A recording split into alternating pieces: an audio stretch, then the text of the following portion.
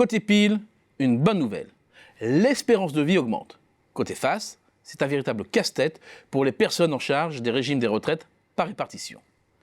Selon les différents scénarios de croissance retenus par le Conseil d'orientation des retraites, il manquera en 2025 entre 8 et 9 milliards d'euros environ pour assurer l'équilibre du système de retraite pris dans sa globalité, et de 8 à 14 milliards d'euros en 2030, l'équivalent de 0,5% du PIB.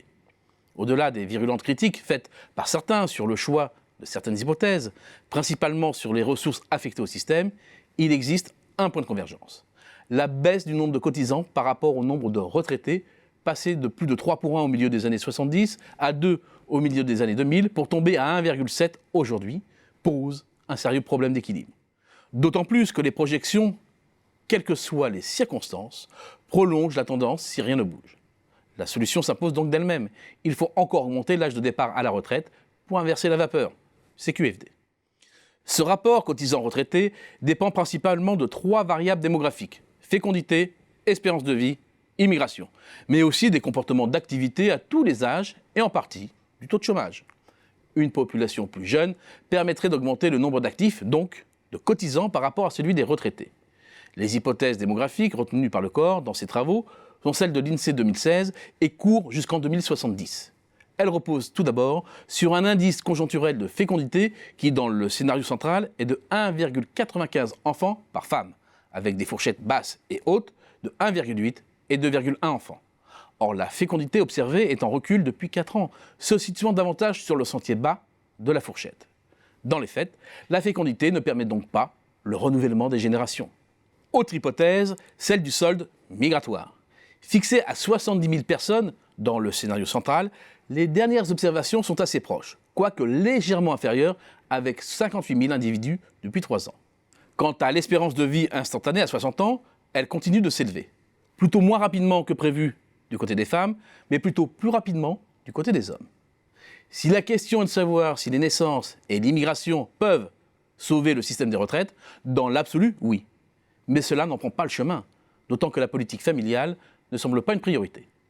Repousser l'âge de la retraite et augmenter ainsi le rapport cotisants-retraités apparaît donc, en première analyse, comme le meilleur instrument pour équilibrer le système de retraite dès lors que l'on ne veut ni augmenter les cotisations, en raison du ras-le-bol fiscal, ni trop couper dans les pensions, au risque sinon de paupériser une partie de la population dont le poids électoral s'accroît.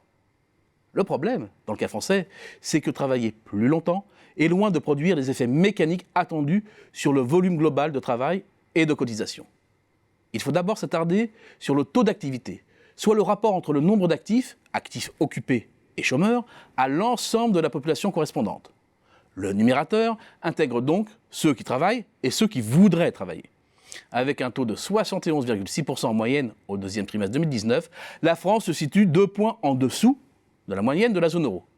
Cet écart se construit aux valeurs extrêmes, énormément chez les jeunes, car l'emploi étudiant est moins développé ici que dans le reste de l'Europe. Mais leur contribution au financement des retraites est minime. Et de façon plus marginale chez les seniors, en raison d'un départ à la retraite plus précoce.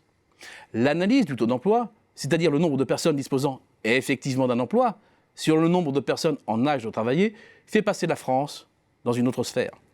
L'écart monte à 3 points et il se creuse rapidement. En creux, bien évidemment, c'est la déficience du marché du travail qui est en cause. Et un taux de chômage des plus de 60 ans passé de 4,2% en 2012 à 7,5% en 2018. La réforme des retraites de Hollande, avec l'allongement des annuités, s'est notamment traduit par une hausse du taux de chômage dans les tranches d'âge les plus élevées. Faute d'influer sur les variables démographiques, le taux d'activité et le taux d'emploi, qui seraient les choix les moins douloureux, les différents gouvernements ont choisi le paramètre de l'âge de départ en retraite, un choix qui, jusqu'ici, n'a pas démontré toute son efficacité.